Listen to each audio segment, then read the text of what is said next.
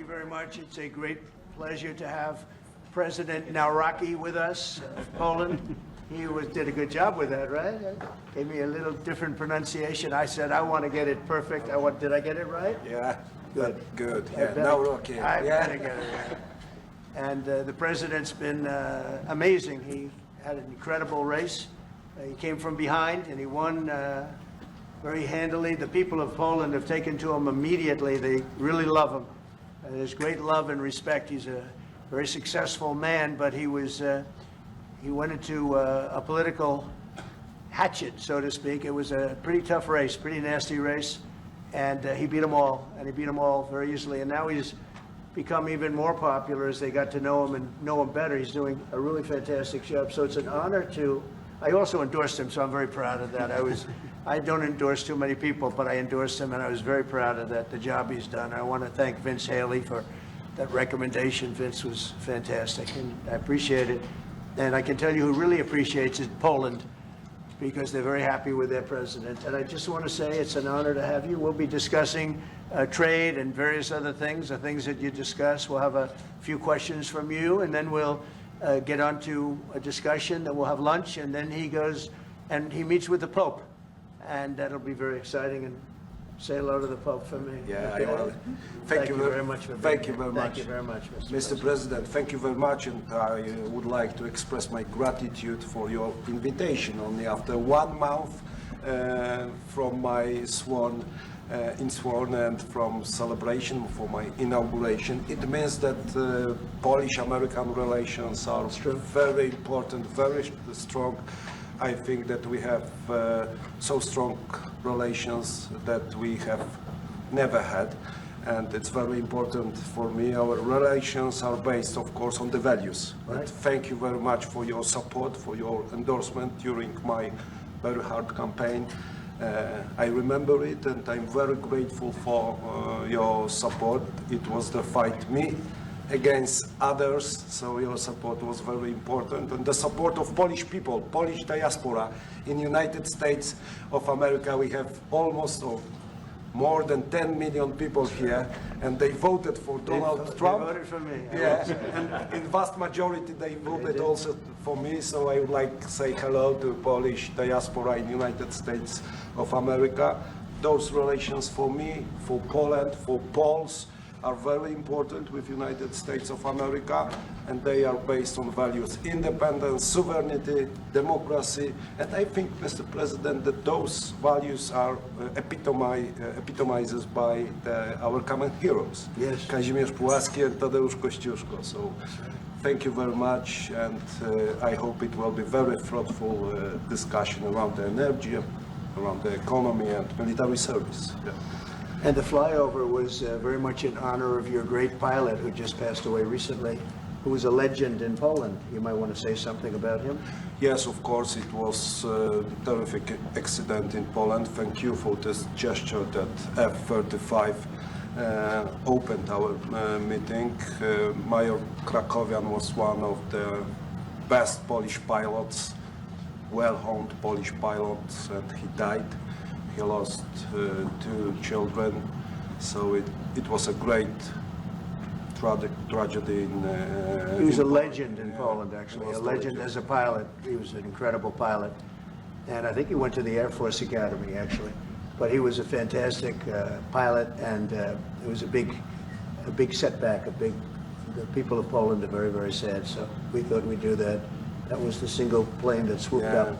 And machines, American machines, opened our meeting. It was great, and we are waiting for 32 F-35s in Poland. So it also shows that we have great relations according to the best military equipment on the world, American equipment, which build Polish security too. Well, Poland, we've had a tremendous relationship. I think now it's better than ever because of this relationship. It's a little special because we fought together. But we've always been very good, and we have some wonderful people, as you know. Duda, my friend, he's a good man and still a big fan of yours, very much so. So it's a great honor, and we're going to talk about trade. We'll talk about some other things. We'll take a couple of questions from the media. Will American soldiers remain in Poland?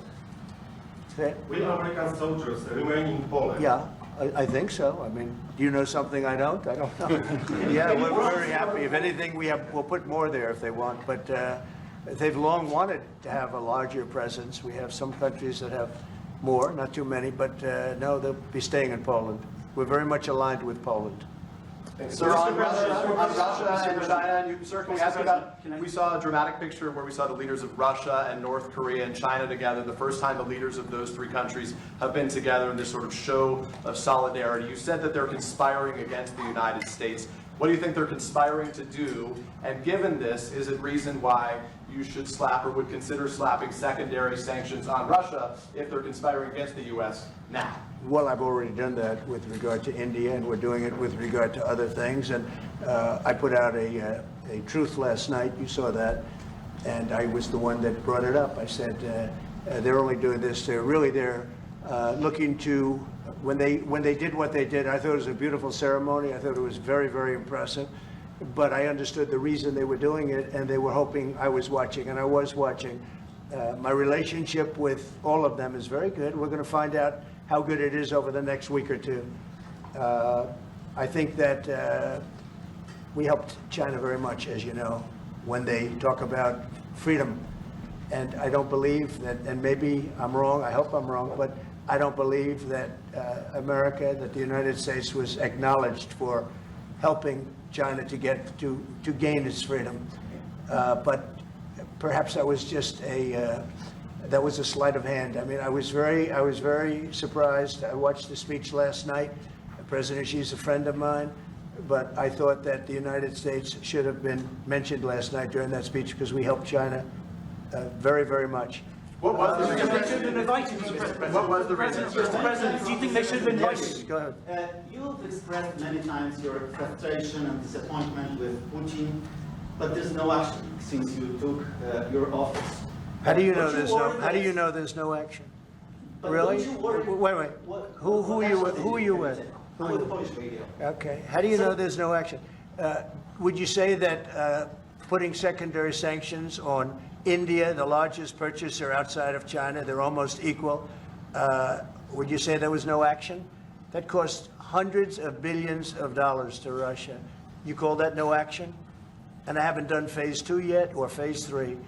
But when you say there's no action, I think you ought to get yourself a new job, because if you remember, 2 weeks ago I said, if India buys, India's got big problems, and that's what happened. So don't tell me about that. Go ahead. Mr. President, Mr. President, right now, there have been survivors of Jeffrey Epstein speaking at a press conference on Capitol Hill. They're calling for these case files, these documents to be released. And Thomas Massey, who is sponsoring a discharge position to get the House to vote on releasing those documents, says he doesn't believe you're implicated in these files, but many of your friends and donors may be, and he says that's why the Justice Department is redacting them and slow-walking the release. Is the Justice Department protecting any friends or donors, sir? So this is a Democrat hoax that never ends. You know, it reminds me a little of the Kennedy situation. We gave him everything over and over again, more and more and more, and nobody's ever satisfied. From what I understand, I could check, but from what I understand, thousands of pages of documents have been given. But it's really a Democrat hoax, because they're trying to get people to talk about something that's totally irrelevant to the success that we've had as a nation since I've been president. Even if you look at D.C. right now, D.C., it's a totally safe zone. It's called a safe zone. That's a term. It's a term of art. It's a safe zone because it's very safe. You can walk down the street now and nothing's going to happen. No crime, no murders, no nothing. Because we had a lot of problems with certain places, and we still do. All run by Democrats, or for the most part run by Democrats. So what they're trying to do with the Epstein hoax is get people to talk about that instead of speaking about the tremendous success, like ending 7 wars. I ended 7 wars. Nobody's going to talk about, because they're going to talk about the Epstein, whatever. Sir, I understand that we were subpoenaed to give files, and I understand we've given thousands of pages of files. And I know that no matter what you do, it's going to keep going. And I think it's enough, because I think we should talk about the greatness of our country and the success that we're having. I think we're probably having, according to what I read, even from two people in this room, we're having the most successful 8 months of any president ever. And that's what I want to talk about. That's what we should be talking about, not the Epstein hoax. When should you make a decision on Ukraine, Mr. President? I have no message to President Putin. He knows where I stand, and he'll make a decision one way or the other. Whatever his decision is, we'll either be happy about it or unhappy. And if we're unhappy about it, you'll see things happen. Venezuela,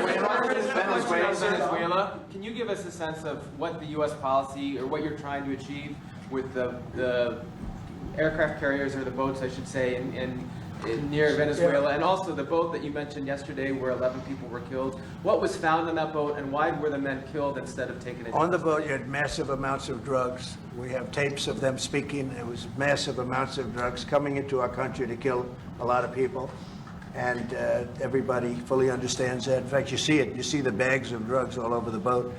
And they were hit, obviously. They won't be doing it again. And I think a lot of other people won't be doing it again when they watch that tape. They're going to say, let's not do this.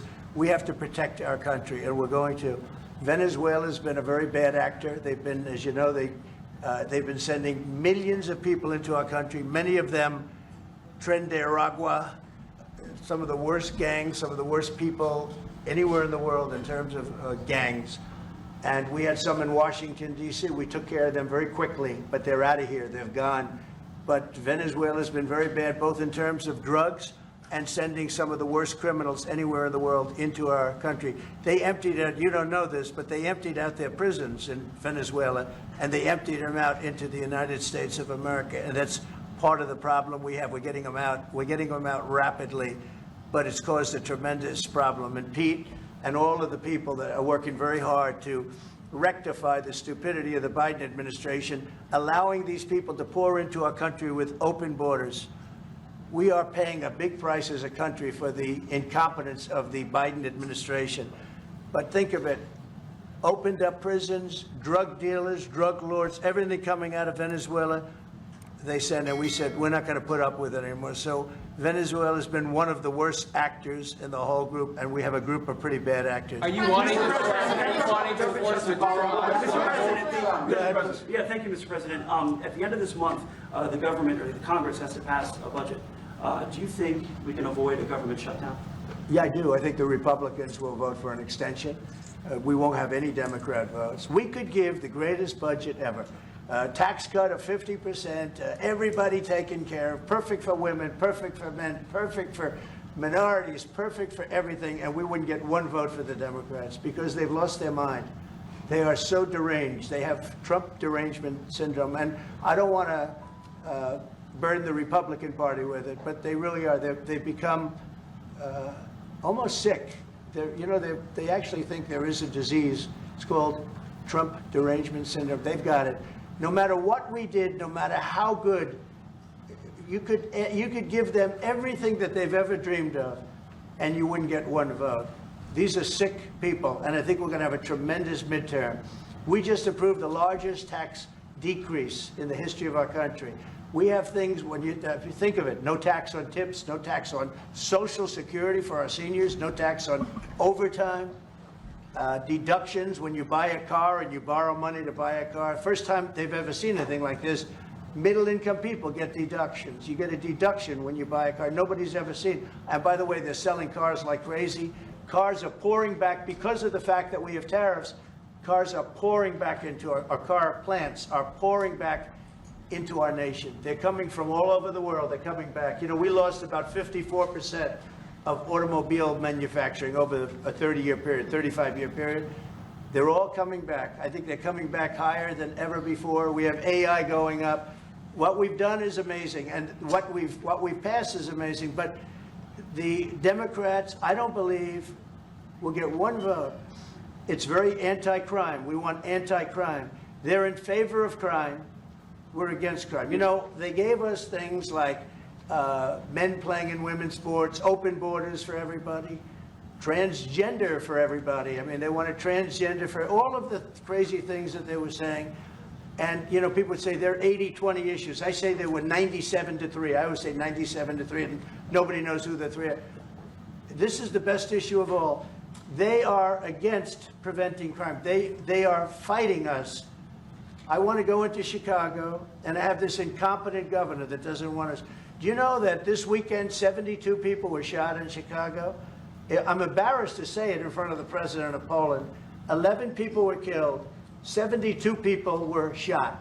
Last week, 7 people were killed in Chicago, a place which is probably your #1 place. I hate to say it. Yeah, a lot of but Poles in Chicago. and we got to keep it safe. But 7 people were killed. The week before that, 5 people were killed, and 21 people were shot. This is in 3 weeks. So in 3 weeks, I lost almost 35 people were killed. It could have been stopped. If you look at Washington, D.C., 3 weeks ago, it was the same or worse. And now it's considered a totally safe zone. Restaurants are open. They're bustling. Restaurants, you have to see, restaurants were dying. Nobody wanted to go out. They didn't want to be attacked. They didn't want to be mugged. They didn't want to be attacked even in the restaurant. And you take a look at what's happened. Friends of mine that haven't gone to a restaurant in 4 years, one of them went out 5 times in the last 2 weeks to a restaurant with his family. They feel totally safe. Washington, D.C. is a totally safe city. You're not reporting any crime because there is none. They said crime is down 87%, and I said, no, it's not. It's down 100%. We have a great thing going. I could do that with Chicago. We could do that with New York. We could do it with Los Angeles. So we're making a determination now. Do we go to Chicago, or do we go to a place like New Orleans, where we have a great governor, Jeff Landry, who wants us to come in and straighten out a very nice section of this country that's become quite, quite tough, quite bad. So we're going to be going to maybe Louisiana, and you have New Orleans, which has a crime problem. We'll straighten that out in about 2 weeks. It'll take us 2 weeks, easier than D.C. But we could straighten out Chicago. All they have to do is ask us to go into Chicago if we don't have the support of some of these politicians. But I'll tell you who is supporting us, the people of Chicago. And I sort of want them to let it be known. They have incompetent people. A guy like Gavin Newsom, he's the governor of a state that if we didn't go into Los Angeles with our soldiers, with our National Guard, you wouldn't even be having the Olympics there. They were going to take it. And remember this, your top law enforcement officer in Los Angeles said, there's no way we could have done this without President Trump coming in with the troops. We saved Los Angeles and we saved the Olympics. Thank you very much. I got this, sir. Thank you, Andrew. Thank you. Mr. President, in regards to Gavin Newsom, would you be open to a congressional investigation in regards to the specific Palisades fire where killed 12 seniors to see if there's any negligence on Gavin Newsom or Karen Bass in regards to those deaths? Well, I'll tell you, there's negligence on not getting people permits. That is negligent. We got all of the federal permits. Lee Zeldin, the federal permits are much more difficult. They were all gotten within 30 days. People could go build their houses. It's going to be years before they are allowed to build their house. And Karen Bass is grossly incompetent. And Newsom, this is a very incompetent guy. I watched him with the hands. I'm saying, what's going on with the hands? There's something wrong with him. Do you watch him? There's something wrong with this guy. But more importantly, he didn't allow the water to come from the Pacific Northwest. You know, they have tremendous amounts of water in California. People don't know. They send the water out to the Pacific Ocean. So I demanded it be open. If that were open during the fire, before the fire, you wouldn't have had the fire because all the sprinklers would have worked in the houses. They had no water. They had no water in the fire hydrants. You wouldn't have had the fires. It would have been put out after 1 house, 2 houses. But he stopped the water from coming in. And I had to send in the military to have that water opened after the fires. And now they have water, but he should have more because they've restricted, they still restricted. There's something wrong with these people. There's something really wrong. As to investigation, I view it as a gross incompetence. I view it as an ideology that's wrong. It's a radical left ideology. And if I didn't win this election, I think our country would be destroyed. I don't believe you'd be here right now, and our country would be destroyed. Yeah. Mr. President Trump, thank you, sir. What are the most important branches of interest between Poland and U.S. in your opinion? Well, it's just the relationship we have. I think there's a great trust and a great, more than most countries, more than almost any countries. We have some in a category that's very special, and Poland is in that category. We have a very special relationship. It's like the question about the soldiers that was asked. We never even thought in terms of removing soldiers from Poland. We do think about it with regard to other countries, but we would never know. We're with Poland all the way, and we will help Poland protect itself. I would like to add something. Yeah, of course, security is most important also for our relation. And I'm a historian, as you know, maybe, Mr. President. Sure. I'm a historian, and this is the first time in Polish history, in 20th century and the 21st century, that the Poles are happy that we have foreign soldiers in Poland. So the American soldiers are the part of our society nowadays. We have almost 10,000 soldiers, and this is the signal to the whole world and also to the Russian Federation that we are together. But we are not like the Poland free riders in Europe and in NATO. Mr. President Trump knows it, because our GDP for military service achieved 4.7. So we are probably the one NATO nation which is on this level, and we will not stop. Me, as the President of Poland, we are going to achieve 5% of GDP for military service, but with American soldiers on Polish soil, we solidify and we are secure.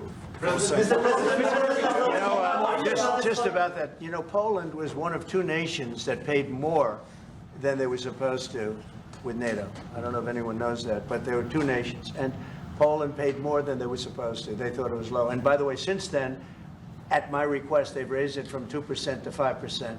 But Poland was one of two nations that paid more than they were supposed to, which was a very nice thing. Yeah. You were not invited to the parade in Beijing. Never even thought about it until just now. President Nawrocki, what's your message for President? Never even thought. It wouldn't have been my place to be there. On tariffs? Will you visit a restaurant in D.C.? You haven't gone to... I might, sure. You haven't gone to one in either of your terms that wasn't... How do you know? How do you know? Because I and many other... Do you want me to reporters prove you keep track. wrong? Do you want me to prove you wrong? Yes, please. But I will, I think it's something we could consider doing. Love to do it. I love the White House food, but after a while, I can see going to a nice restaurant. It's safe. If you would have said, like the Governor Moore wanted me to go and walk through Baltimore with him, and I said, I think I'm a brave guy, but there's no reason to be stupid. They have crime that's at levels that nobody's ever seen before in Baltimore. They've done a terrible job. We'd go into Baltimore, straighten it out very quickly, too. You know why? They respect our soldiers. You see our soldiers. They respect our soldiers. We'd go there, too. But we're going to have people asking us to go. They're going to want to, and I think the people of those places the politicians are not in tune with the people. The people in Chicago, the people in Baltimore, the people in all of the places we talk about, they want to see us there. And I think we're pretty much waiting till we get asked, and properly. Because we're doing them a big service. Yeah, please. You're talking about how historic these tariffs have been, bringing in revenue, additional revenue for our country. You've also mentioned before they could possibly replace federal income tax. Possible. Do you think that's... Someday it's possible. It used to be. So if you go back to 1913 is when they ended tariffs. We were the richest ever from 1850. It was all tariffs. We didn't have income taxes. From 1850 to 1913.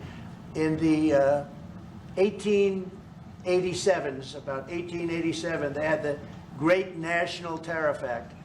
And it was a group of people that got together because our country was so rich, they didn't know what to do with the money. We had so much money, they didn't know what to do. It was a group of very prominent people that were set up to hand out money to everybody because we were the richest we ever were. Proportionately, we were in 1887, around that time, even in 1913. We ended them in 1913. How did that work out? And then we went to the income tax system, and then we had the Depression. And by the way, a lot of people try and say that, oh, tariffs with the depression. No, they ended in 1913, and then we went to income tax, and then in 1929 you had the depression. They did try and bring it back in 1931-32, but the depression had long started, and this poor, beautiful nation was gone. It was gone. We suffered for 25 years. It took 25, 30 years to really recover from the depression. And we don't ever want to see that happen again. The tariffs are vital to the success of this country. When I say I ended 7 wars, at least half of those wars were ended because of the power of tariffs. I was able to say, well, we're not doing any business with you, or if you're going to war, we're putting a big tariff on you. And all of a sudden they announced that the war was settled. I settled 7 different wars, one going 31 years, look at the Congo and Rwanda, look at that, 31 years, 10 million people dead. I got it settled. And a little bit of that one, less than in some cases, had to do with trade and had to do with tariffs. So, you know, tariffs are vital to our country. And just so you know, other countries use them on us, but I just used them a lot better. We're in a much better position. We have trillions of dollars coming into our country. If we didn't have tariffs, we would be a very poor nation, and we would be taken advantage of by every other nation in the world, friend and foe. We're not going to let that happen. And we have a very, very big case in the Supreme Court. I can only say this. Our country has a chance to be unbelievably rich again, but it can also be unbelievably poor again. If we don't win that case, our country is going to suffer so greatly. What's the backup plan, sir? But I think we're going to have a big victory. Even if you look at the people that brought the case, they're foreign-oriented. They're foreign.